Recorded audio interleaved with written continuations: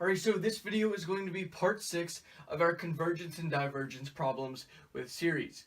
So we want to prove if this series is absolutely convergent, conditionally convergent, or divergent. We have our series up on the board here, the sum from n equals 1 to infinity of n times 7 to the n over n factorial. Okay, whenever you see a factorial, go straight to ratio test. Okay, don't try to do a test for divergence because it's pretty easy for anybody to really mess up here. Okay, if you did the test for divergence, the limit as n approaches infinity of n to the 7n over n factorial, it's pretty easy to think that this is going to equal infinity. Why? Well, because if you were to plug in some random number like let's say 5, like some lower number, okay, you would end up with this, you would end up with like 5 times 7 to the 5th over 5 factorial. Okay, 5 factorial, that's not very much. 5 times 4 is 20, times 3 is 60, times 2 is 120. So you get 120 on the bottom if you plug in 5 for n. Obviously, 7 to the 5th is a heck of a lot more than 120.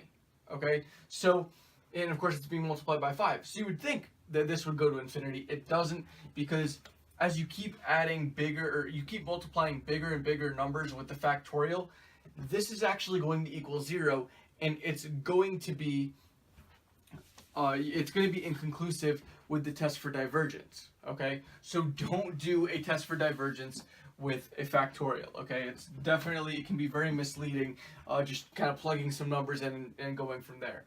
Okay, so moving on, like I said, the ratio test, that's a great one to go with here. Okay, now we take the limit as n approaches infinity of, this is going to be a sub n plus 1 over a sub n, and, well, I'll just write that down here, I guess, first, so we know what we're doing.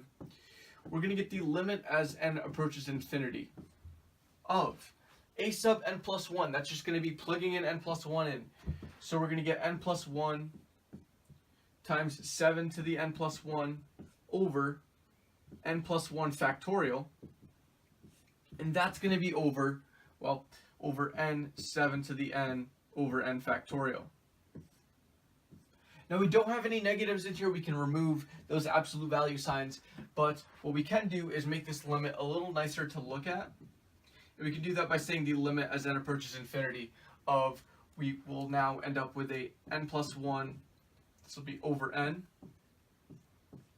times, this will be a 7 to the n plus 1 over 7 to the n, times this n factorial will go to the top, and it will be over n plus 1 factorial. Okay, now this n plus 1 over n, that's just going to be 1. Okay, we know that. Okay, so this you don't really need to worry about. 7 to the n plus 1 over 7 to the n. Well, we do a little bit of exponent magic here, and we will end up with 7. Okay, so we get a 7 out of that. So this is going to equal the limit as n approaches infinity of 7 times, and what do we get here? Well, we get an n factorial. This is the same thing as n factorial times n plus 1. So the n factorials would cancel out in that case, and you'd be left with a 1 over n plus 1.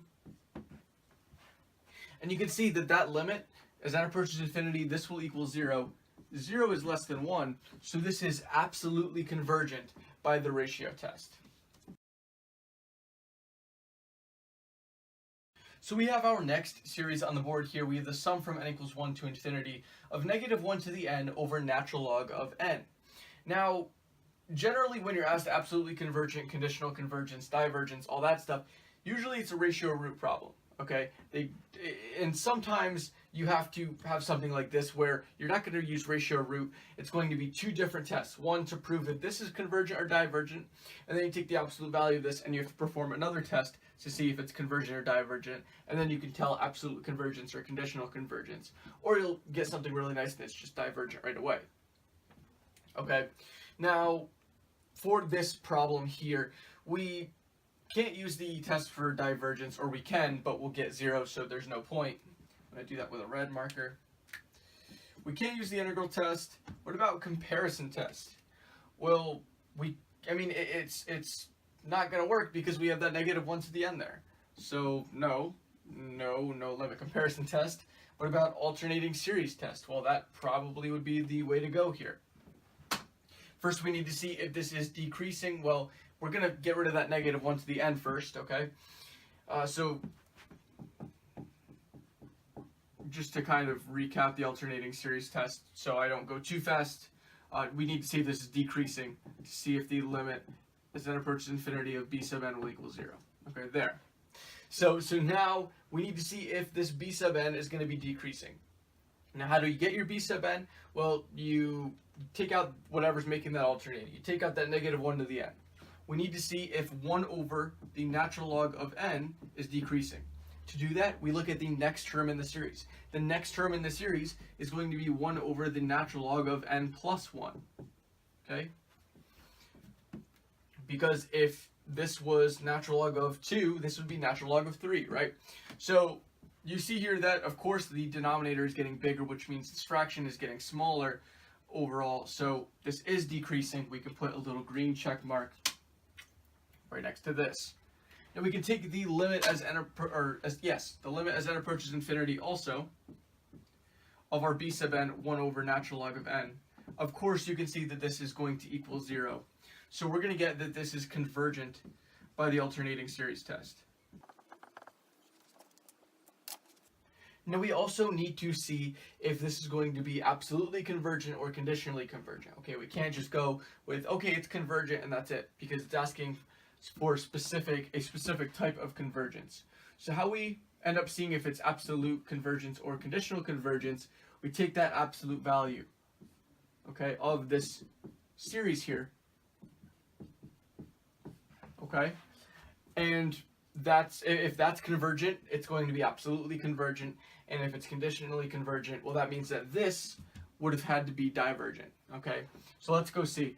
We have the sum from n equals 1 to infinity of now this is just 1 over the natural log of n. Okay, now let's write out our checklist here, DICLAR. We can't, we can, but if we do test for divergence, it'll give us 0. So that's not going to help us at all. Integral test, not really. Now, I'll be honest here, when I was in Calc 2, I definitely had trouble with something like this, okay? The reason why is because I would go through, I wouldn't think there was anything really like standing out to me to compare it to, okay? So I would go through and I would be like, okay, I don't know about comparison, I don't know about limit comparison, I know we're not going to use alternating or ratio or root, okay? Ratio wouldn't really make too much sense here. So really, I would kind of be left with comparison and limit. So I would try to think about something to compare it to, okay? Generally, when you have something like that that doesn't look like it fits any test, it might be comparison. And there's a decent chance that it will, because it might be comparison that you're not seeing. At least that's what happened most often for me. It might happen like that for you as well. So what actually has to happen here is you compare 1 over the natural log of n to 1 over n. And that's really not the most intuitive comparison. But this actually works out because 1 over n, that's going to be less than, it's going to be less than 1 over natural log of n, okay? And since we know that 1 over n, that's going to diverge, well, this is going to diverge as well, okay? So since this series right here is going to be divergent by the comparison test, what we know is that this series overall is going to be, well, it's going to be conditionally convergent, okay? Conditionally convergent. All right, and so, really, if you're having trouble remembering conditionally convergent, you kind of think about it as, well, it's conditionally. If you take the absolute value of it, it's not convergent anymore. That's kind of how I remembered it. But anyways, yeah, this is conditionally convergent, and that's going to do it for this video. So if this video helped you, make sure to leave a like and subscribe by clicking my icon in the top left. You can also view the playlist for sequences in series and the next video in the series. Lastly, if these videos are really helping you and you would like to consider supporting me, I have my Patreon linked in the description down below, along with some other pretty cool links that you should definitely check out.